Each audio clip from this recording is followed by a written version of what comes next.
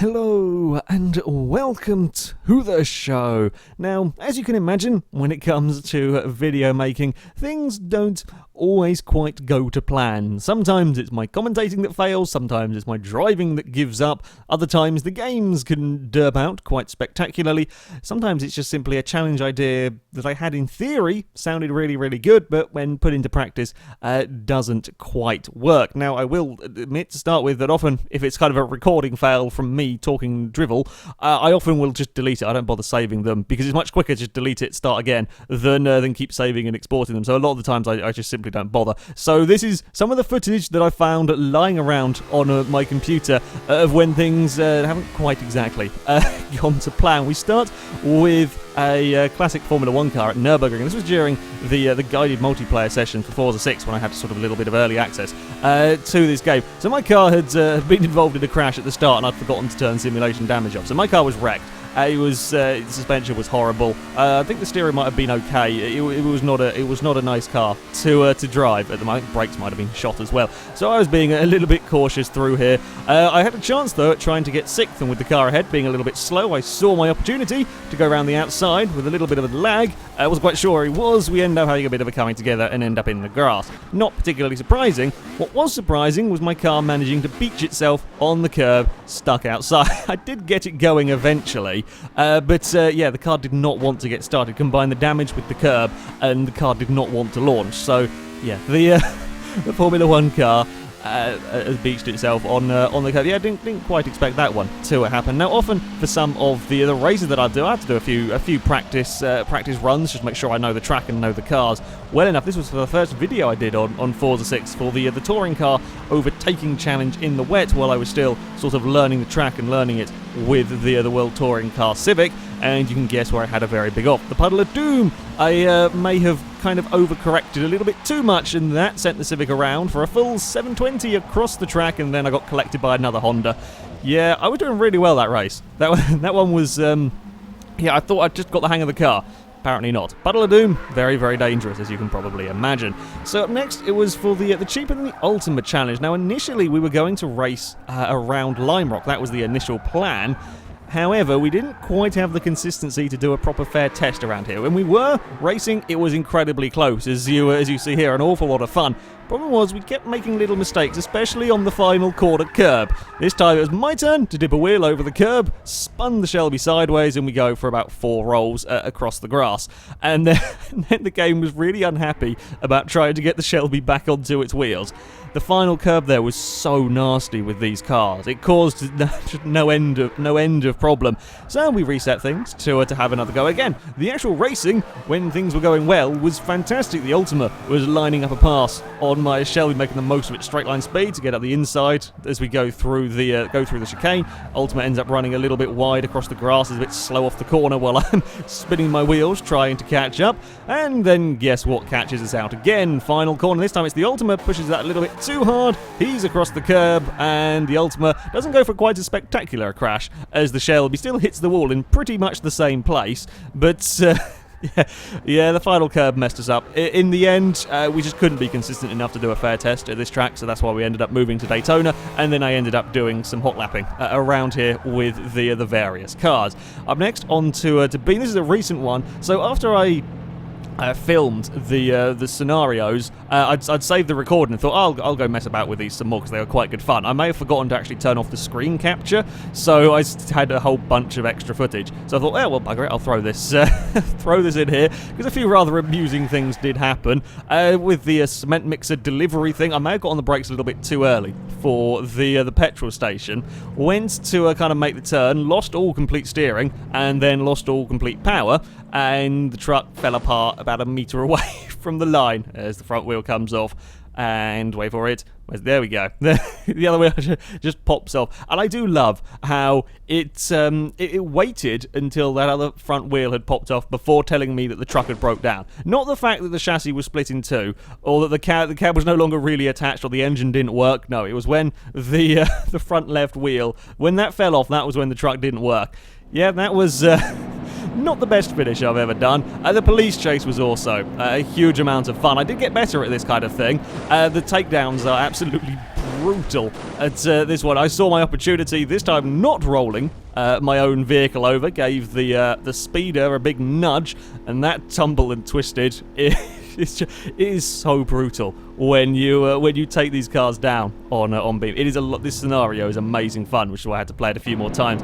I left the car for one attempt going through that first corner, see what happened if I could get him further down, and again, equally brutal crashes as I managed to just put him into the tree line. As he spins out of the tree line, ends up taking a fair whack out of the back of my vehicle. I was surprised that he didn't tell me off for crashing my car, because I took a really hefty whack at the rear corner, as you can see there.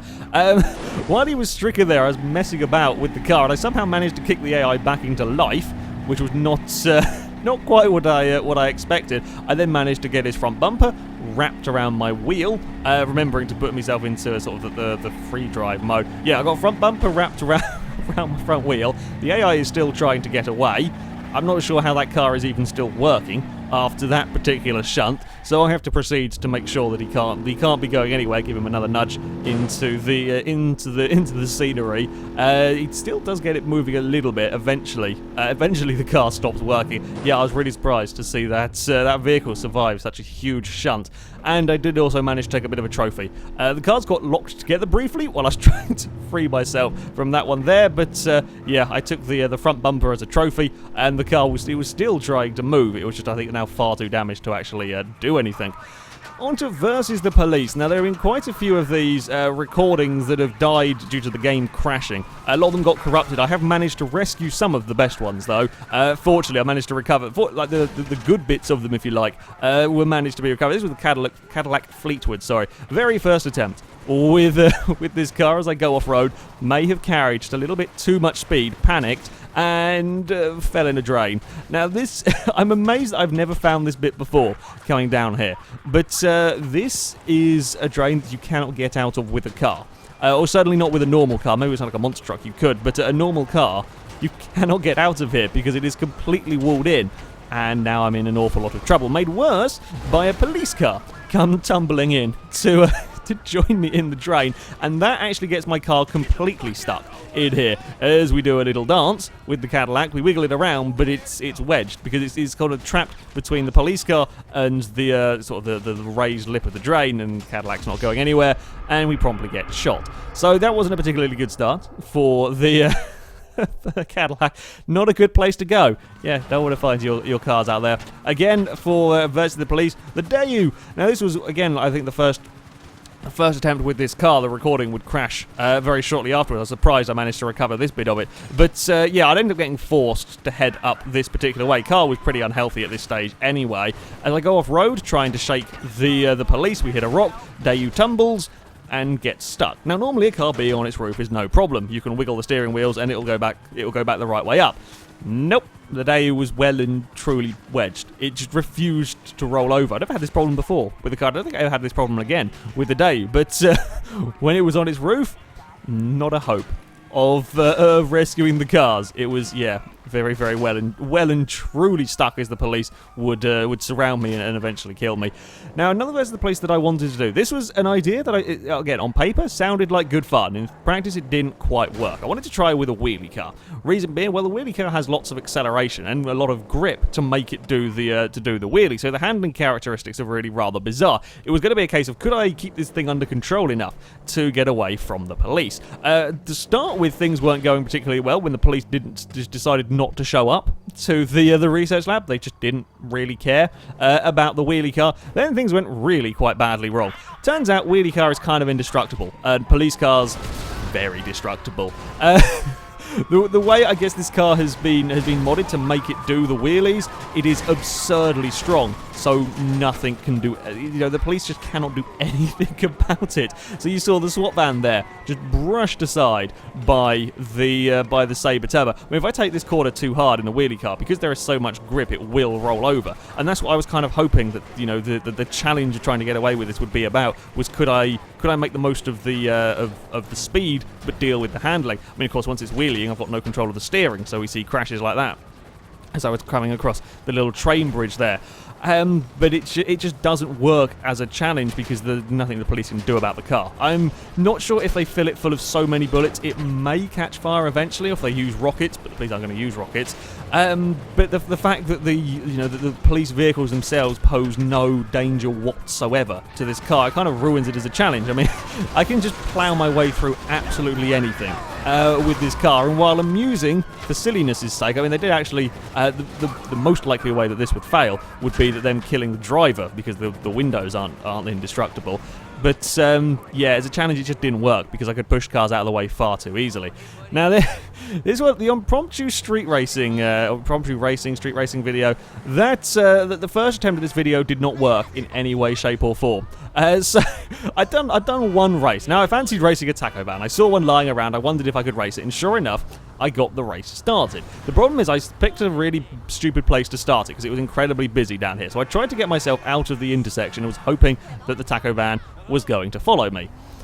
He tried, and then a Sabre Turbo got in the way. For a minute I thought the Alpha was going to have a race, but no. So the taco van got stuck on the front of a Sabre Turbo, and their push of war was not really going anywhere.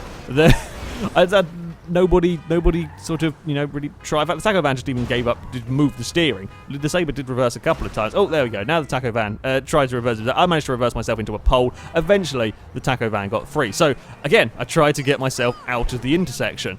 And the taco van decided to go the wrong way, and now is trying to come back towards me, cuts across all of the traffic, manages to spin out another Sabre Turbo, goes and visits a car park, and then promptly gets stuck. So, we've managed, in about 2 minutes, to move all of, 3 meters, and those 3 meters are in completely the wrong direction. So now the taco van's stuck in the car park. Again, I have to go back to see if I can rescue him. The Sabre's recovering over there from being spun. I didn't really think this through, trying to start a race at one of the busiest junctions. I thought the taco van had got stuck on a lamppost or something. No, it just stopped. So when I come over here, he now sort of comes back to life and is trying to get into position. He wants to line his car up alongside mine to start the race properly. At this stage, I'm just panicked. I'm just trying to get the race to start. I was hoping that if I pulled up alongside it, it would just say bugger it and go and let us start the race from a silly angle. Problem is, it wasn't really wanting that. And again, I was trying to get the race started quickly by pulling up alongside in a position that would allow the race to start. Taco van was having none of it, and of course the more I kept moving trying to get myself into a position, the more I kept up messing up the taco van essentially.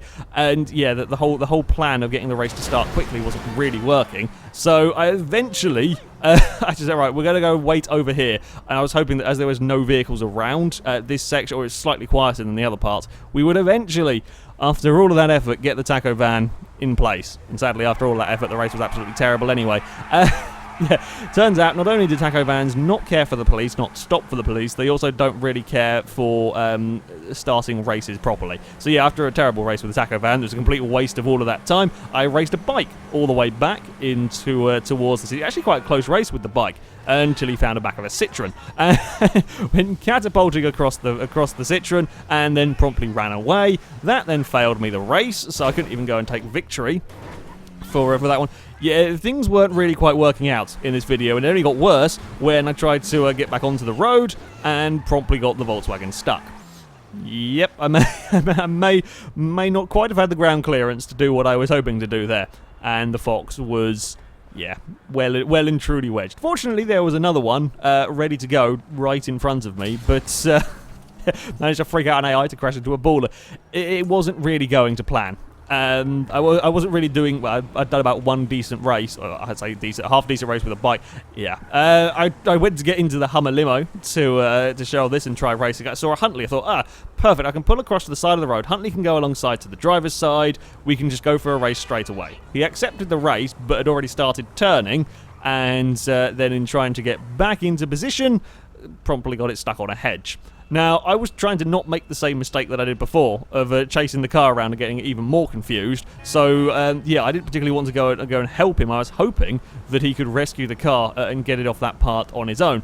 Problem is, he managed to freak out some AIs kind of around him, and while I wasn't particularly looking, the Ocelot gets angry, climbs over a lamppost that's the fire hydrant. A dump truck then proceeds to crash into the side of me, which annoys the driver of said dump truck, and he wants to come and have a fight. That driver gets run over by a Buller, and then gets run over by the Huntley as well. The Huntley's got himself free. I'm quite happy to be starting the race here, so you have this set as the kind of as the starting point. I want to set it as the starting point. Huntley's unhappy. I'm now worried about getting carjacked because of the driver. I tried to kind of run him over to put him away. We eventually get into position. Now the game mode takes control. I can't move my car and probably get thrown out of it. So the race begins. The Huntley's buggering off and winning. I kill the guy that tried to jack the car. Problem is, game's got confused, and now it's still stuck in the whole sort of loading stage, so my vehicle's just spinning its wheels. Panic, get out, try and get in another car, and this one here does exactly the same. It's still stuck. Yeah, it may have all gone a little bit wrong. with that particular one. Yeah, when I restarted it all, the mod worked much better. I just got a bit unfortunate on there. This was during the indoor go-karting one. I did the intro. I fluffed up the talkie bit at some point, but managed to get a cool double backflip with the Panto, the Monster Panto. I can never do that again either. I've tried a number of times to get that double backflip to work as well. Couldn't do it. It was a really rather cool stunt from the I just managed to sort of position it right, absolutely perfectly.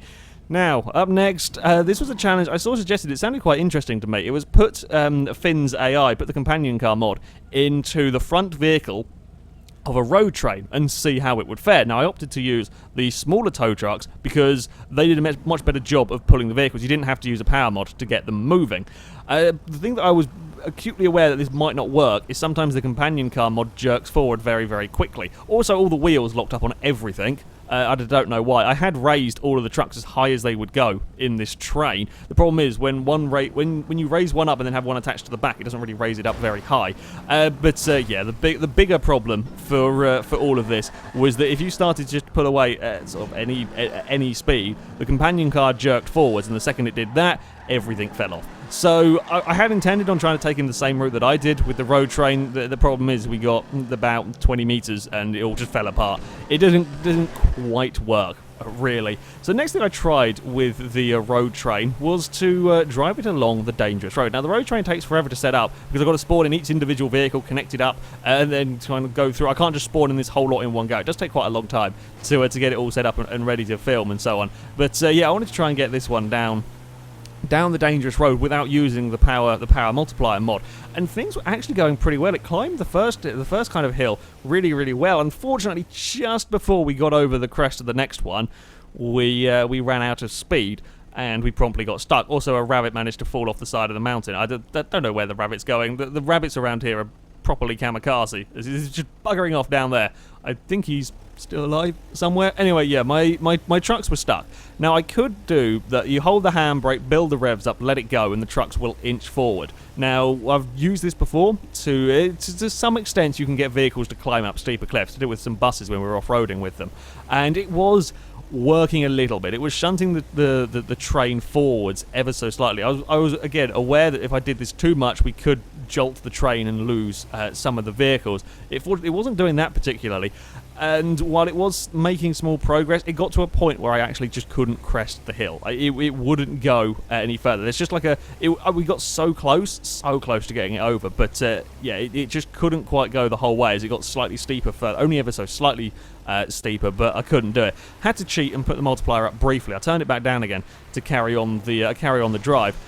The problem with this one was that going downhill caused the the train to decouple itself very easily. So while here I was driving pretty smoothly, it was just the tiniest of bumps that normally wouldn't be a problem. The thing is, it kind of once we're starting to try and crest that hill, it's very easy for the train to decouple. I'd actually lost one further back as well. At this stage, I was kind of resigned to the fact that I wasn't going to get that one back. So I had to go quickly grab the other truck, sort of reattach it all, go forward again.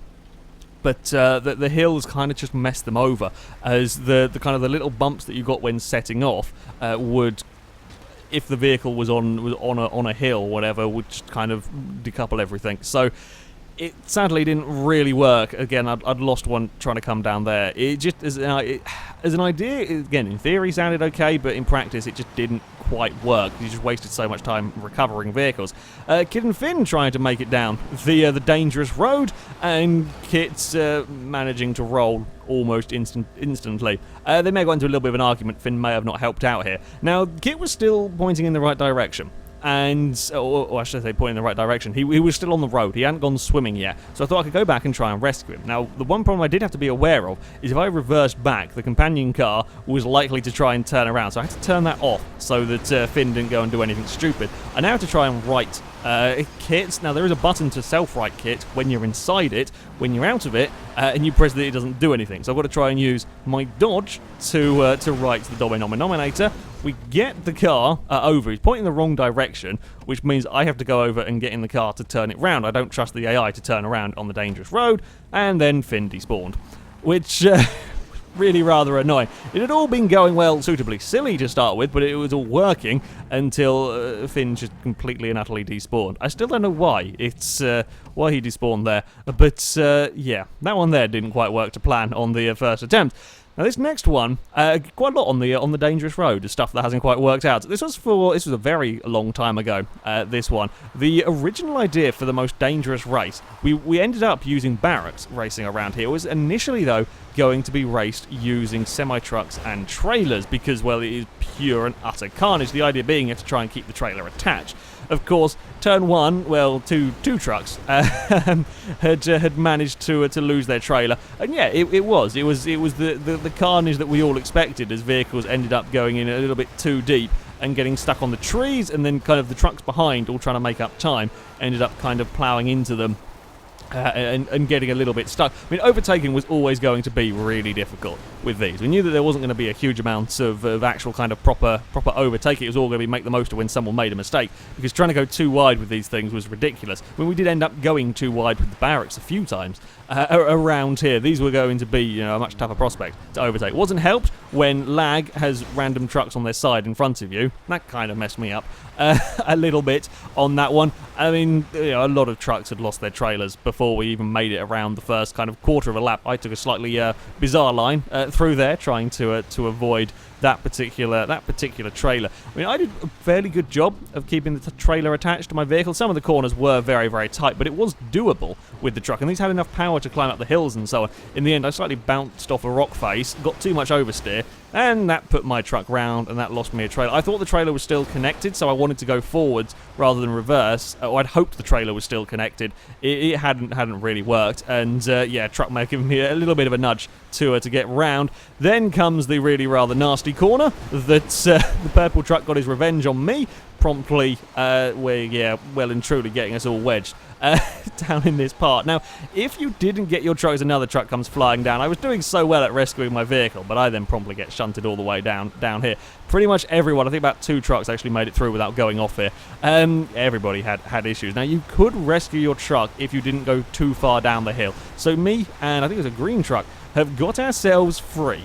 And now we proceeded to be too wide. This is what we said about overtaking and being too wide not really working. Well, we didn't listen. It is too wide in semi-trucks. You see the purple truck there deposited off to the other side of the road. Yeah, he was stuck on a tree. The green truck gets ahead of me, but he tries to run the banking, gets himself spun round. The problem is, once you're turned round like that, there is no way you can do a 3-point turn comfortably in the road. I end up giving him a nudge trying to get past, and now we're going too wide with one of the trucks in reverse. You can't do a J-turn here. You can't do a 3-point turn, or you certainly can't do a 3-point turn. You could probably get it turned eventually, but it takes so many attempts because the road is so narrow down here that, yeah, spinning and pointing the wrong way down that bit doesn't really work. I eventually, got past because, well, I was in forward gears and had more speed.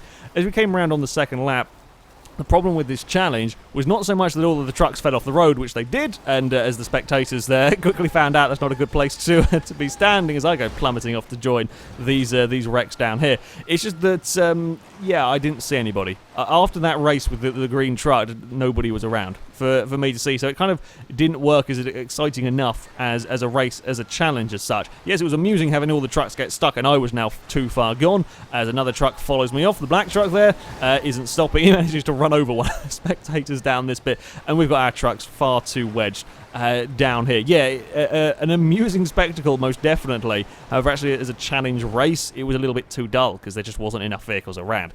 Now, on to Survive the Hunt. There have been many different rule sets, many different attempts and ways of working Survive the Hunt, and none of them have really worked aside from kind of the standard one. This particular attempt was using Paleto Bay. It was supposed to be kind of a little bit of a Hunger Games-esque styly one, in that I started off with a pistol and dotted around the map with various weapons that I could pick up and use. I'd spotted there was an assault rifle over in the corner there, but I knew there were people around. I'd kind of seen suspicious vehicles and so on around, and I was trying to figure out who was where, and if they'd figured out who I was, as I'd slightly changed the appearance of my character. Sure enough, I could see a Sand King had sort of spotted me, and I was curious to see what he would do before making a dash for the weaponry. And once he'd obviously decided that I was who I was, he started coming towards me, which I could kind of hide in between the boxes and the crates and so on, grab the rifle, and as he was trying to get to me, I could manage to take him out.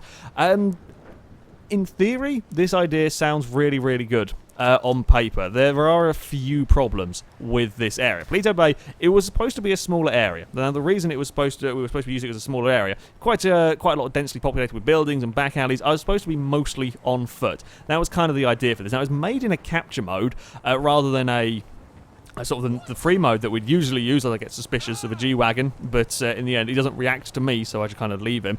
We had to do it in a capture mode because the police kept bothering us and destroying it if we were trying to do it in a free play mode. And of course to spawn the weaponry in as well, and we had to use capture to make sure that civilian, like normal people, would spawn, so that I could try and blend in while walking around on foot. But there was never really enough people actually spawning on foot for it to work properly. And then things get even worse if you try and get in a car. So I've been on foot. I was kind of getting gradually cornered, and had to end up using a car to try and get away. Now, in the normal Survive the Hunt, this works very, very well because the city is huge. A little bit of lag going on. I spot what looks like a rather suspicious person around the back. I think it's a Zion or a Felon convertible one. That they haven't quite seen where I am. And at this point, so things that go back to kind of like normal Survive the Hunt, or at least that's what I thought, until some shots came from somewhere. I don't know. I still to this day don't know where I got shot from at that one. And herein lies the difficulty, is that trying to get away in a car when you're confined to this area of Paleto Bay doesn't really work because it's such a small area. Yes, there are plenty of alleyways to walk around and buildings to hide around in when you're on foot, but there was never really enough pedestrians for me to blend in successfully. Certainly when you're playing this in the capture mode, yeah, we could get some pedestrians around, but there's never enough to try and blend in. So if you try and go in a car, and when you do inevitably get spotted, it then doesn't really work for that. Now, I did actually manage to almost get away, and I got screwed over a lot in this chase. So I almost managed to get away before I got attacked by a dumpster. I don't know what went on there. And then all of that nice, lovely gap I had to the vehicles that were giving chase, that was all pretty much gone. So again, I had to set about, trying to make up a big enough gap to the vehicles behind so that I could hide somewhere, so that I could ditch the car and get out safely. But yeah, it just never quite worked. It was too small an area. Hummer managed to ram into me. I got screwed over a few times. I did get lucky a few times. That could have messed me up a lot more. The guy in the BF injection got out, fired a few bullets at me, but I was getting away too fast for him to be able to do anything. I wanted to go up the road down here. The Exemplar managed to do a better job of blocking me off than I had hoped. And the problem is now I'd got turned around. There was somebody else on foot somewhere that, or they'd got out of their car somewhere, was shooting. And now, of course, the whole group of cars are right back behind me. Combine a little bit of bad luck with a tad bit of dodgy driving from me at that bit, and yeah, again, someone else on foot was taking a few shots. They couldn't quite take the car down, and then I'm just minding my own business when slightly laggy cars are fired directly at my face. It's never particularly helpful, and then everybody all sort of piles in.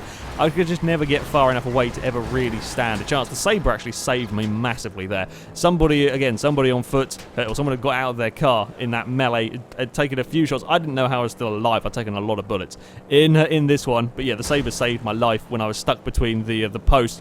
And then just to finish it off, I get completely and utterly screwed over by a fence. So still the chase is going on. I'm trying to go through this fence, and I, of course, hit the one completely solid one that's glitched through the wall. The Sabre goes crazy, flipping over. Someone gets out of the shafter, and I've taken too many bullets already. and yeah, I end up getting killed.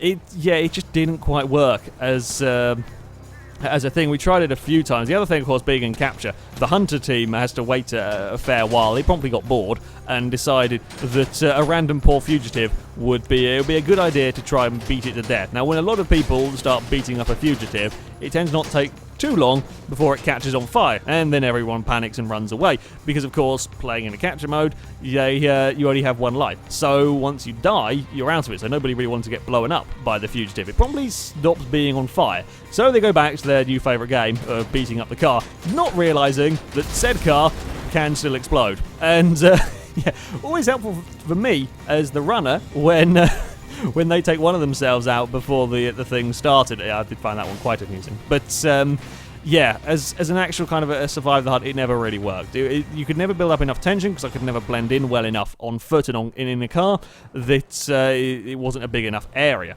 Now, one of the requests we have got a fair amount is for me to be a hunter in one of the survive the hunts. Now, with the normal system that we do with one person running and 18, 20 people hunting, it's useless. It doesn't work because that relies on the way that series is balanced. It relies on teamwork from the hunters. Now, if I'm commentating, I'm not going to be able to hear what's going on with the hunters team, if you like, and even if I could hear them, it's just so much noise from a video point of view, it won't work. It simply will not work. So I tried a slightly different method, whereby I would be the hunter, and seeing as I was going to be vastly outnumbered, to give me a chance, I could have the use of the map, so I could see where they were on the map. While them guys, they couldn't see where I was. Now, the theory behind this one being is that yes, I would have the huge advantage in knowing where they were. However, I would still be at a massive disadvantage number-wise. So if they worked together in a group, it's kind of like a safety in numbers thing. I did manage to pick off a couple of people fairly early on, and what I did find is that they tended to be, or on the most part, they went in one huge group. The problem was that they had no incentive to try and blend in to the scenery, because they knew that I was going to know where they were. They had no incentive to try and blend in, so they would go sit in a large group, or they'd get in a fast car and just drive around top speed the whole time. Now, I didn't mind too much them being in this large group. I could see that they were at the cemetery. I was sat here pondering, okay, what's the best opportunity? Where am I going to get the best vantage point? Maybe I can get someone with a sniper rifle and take out a few of them before they realise. So yeah, I was kind of eyeing up my options, and because of the lane that I was in, I was thinking, right, there's some buildings to the left. I was kind of eyeing up the buildings ahead as well. I was planning to try and get to the buildings to the left, get on the roof, and maybe pick off a couple with a sniper rifle. The issue I had was that while they would all stay in a large group, the second they saw something even vaguely suspicious, they just all scattered. And the problem is, they would all then scatter flat out in whatever cars. Said no incentive to trying to blend into the scenery. They all scattered and vanished. So I could never have long enough to try and execute something, to try and plan something. I also managed to get the wrong weapon selected, so when I did see someone drive past, they then completely buggered off. Again, it was another idea. In theory, I thought it could work. I thought it could be quite good fun. I'd seen a couple of people who got stopped. I was getting ready if anybody came down this way, but nobody was coming the correct direction. They were all just kind of going straight. There's a couple more people were stationary. I don't know if they were grabbing a car or whatever. I was seeing if I could find a way to kind of cut through the buildings and hiding the buildings and deal with them, but I ended up in kind of like a dead end.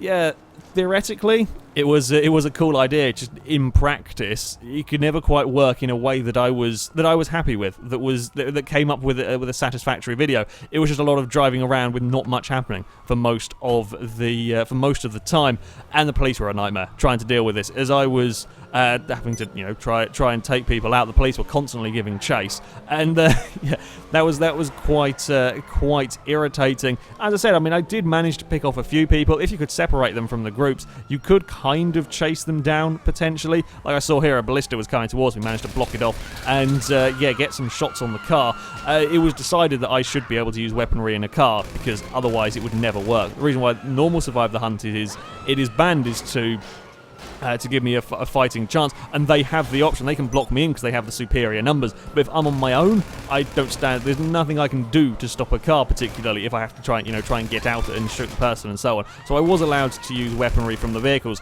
and yeah, I mean I could hunt down a few people, but again, the chases weren't particularly exciting for the same reason that firing from the cars in the main hunt isn't particularly exciting, because you hit a tire and it is pretty much game over. I'd kind of been hoping that this would work with they kind of break up into perhaps sort of 3 or 4s, and then you could kind of try and plan a way to take down said group in one go. But it just never quite worked out in the way that I wanted it to. Managed to chase down a Regina. This one rather amusing. I didn't realise there were 2 people in the car, so I just saw a Regina running away, shot the driver and buggered off. There was actually a passenger in that car that was one of the people I was supposed to be taking down, which I completely missed. So that was well hidden in that one for for getting away with surviving that. Yeah, it just never quite worked how I wanted it to. But there you go. You see why the hunt is such a pain in the arse to do, and why I've tried various different versions. Just none of them have quite worked in a satisfactory way. But that is it for this video, for various silliness and various stuff that hasn't quite gone to plan. Thank you very much for watching, and until next time, goodbye.